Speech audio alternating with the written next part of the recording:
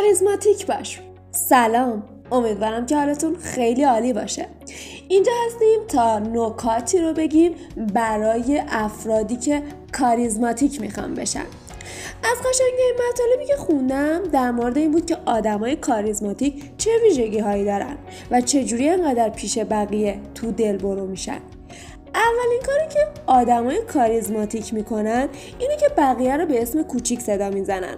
خیلی جالبه، پژوهش‌ها نشون داده وقتی توی مکالمه از اسم کوچیک طرف مقابل استفاده کنیم باعث میشه توی مغزش قسمت‌های فعال بشه که بهش احساس صمیمیت خوبی بده. دومین کاری که آدم‌های کاریزماتیک میکنن اینه که اونها خیلی خوب به بقیه گوش میدن. عمیق گوش دادن به بقیه حس خیلی قشنگی توی اونها به وجود میاره. موقع حرف زدن به بقیه وسط حرفشون نمیپرن و گوشی ور نمیرن، جوری نگاه نمیکنن که انگار تمام توجهشون به اونا نیست. به ظاهر ساده است اما خیلی نکته مهمیه.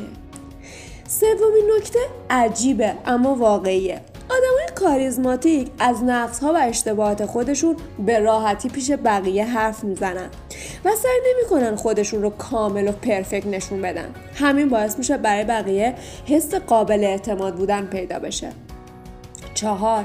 موقع حرف زدن به چشمای بقیه نگاه میکنن. ارتباط چشمی باعث میشه قسمت‌های پاداش توی مغز طرف مقابل فعال بشه و از حرف زدن با اونها لذت ببریم.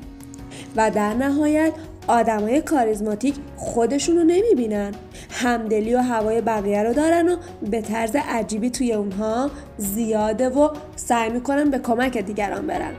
اونها سعی میکنن حس مشترکشون رو به دیگران انتقال بدن که این حس خیلی خوبیه که طرف مقابل بفهمه احساس مشترکی با شما داره.